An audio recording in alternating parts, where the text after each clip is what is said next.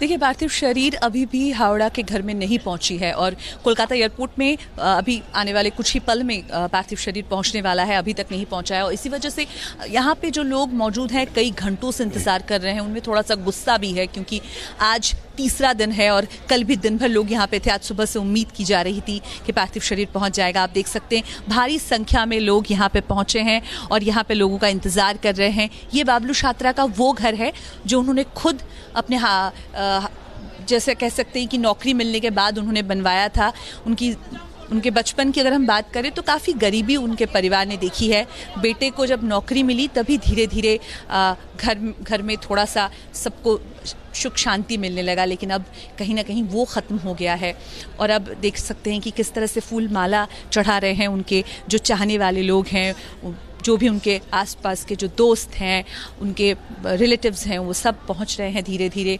उनकी बीवी अभी भी थोड़ी देर पहले उन्होंने मीडिया से बात की है और उन्होंने कहा है साफ शब्दों में कि वो किसी भी तरीके से युद्ध नहीं चाहती हैं। वो चाहती हैं कि ये जो पूरा का पूरा मामला है इसे शांतिपूर्ण तरीके से निपटाया जाए और इसीलिए वो युद्ध के खिलाफ हैं। वो चाहती है कि सरकार इस पूरे मामले में कुछ सख्त कदम ज़रूर उठाए, लेकिन वो शांतिपूर्ण तरीके से उठाए।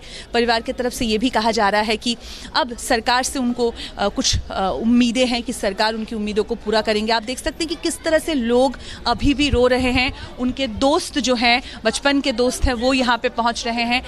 उनसे उनके परिवार वालों से मिलने के लिए आंसू जो है वो थमते नहीं नजर आ रहे। कल से लगातार जयपुर चलते हैं एक बार, क्योंकि जयपुर में रोहिताश लांबा, शहीद रोहिताश लांबा के घर पर इस वक्त क्या माहौल है वो भी अपने दर्शकों को हम दिखा रहे हैं। लाल सिंह फौजदार मेरे सहयोगी वहां पर मौजूद हैं। लाल सिंह, ये दर्द जो हम तस्वीरों में देख रहे हैं, आप तो बहुत करीब हैं, वहां खड़े हैं ना, आप क्या महसूस कर रहे हैं?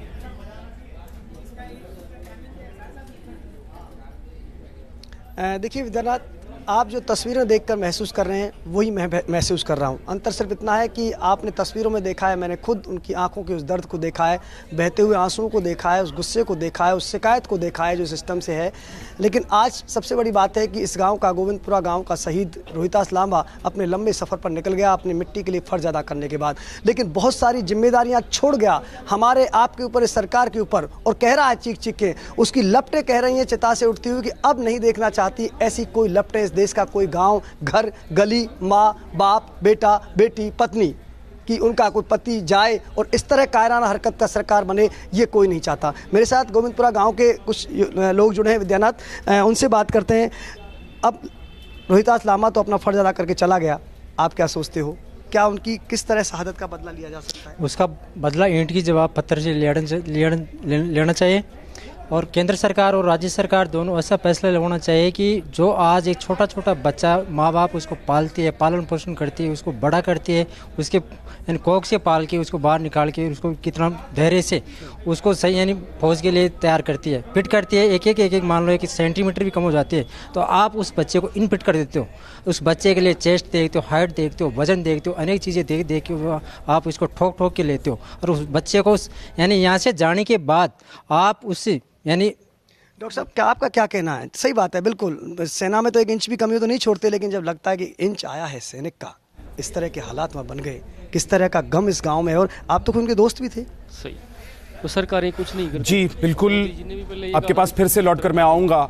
लाल सिंह, ये महराजगंज की तस्वीर है, शहीद पंकज का गाँव है, वहाँ पर उन्हें सलामी दी जा रही है और इस सलामी, अंतिम श्रद्धांजलि और अंतिम यात्रा में हर कोई शामिल होने के लिए भी पहुंचा है।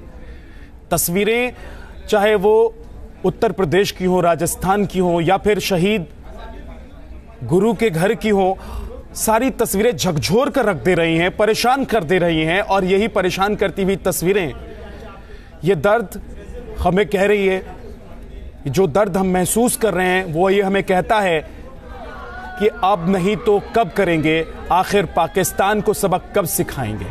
देखिए, तड़प है, ये चीख, ये पुकार, और संभाल पाना इस परिवार को कितना मुश्किल है, क्योंकि किसी ने अपनी पत्नी से वादा किया था कि मैं लौट कर आऊंगा, बच्चे से वादा किया था कि आऊंगा तो चॉकलेट और आइसक्रीम खिलाऊंगा, मां से कहा था कि मां मैं आऊंगा तो तुम्हें नई साड़ी दिलाऊंगा, अब कौन दिलाएगा, कौन लेकर आएगा?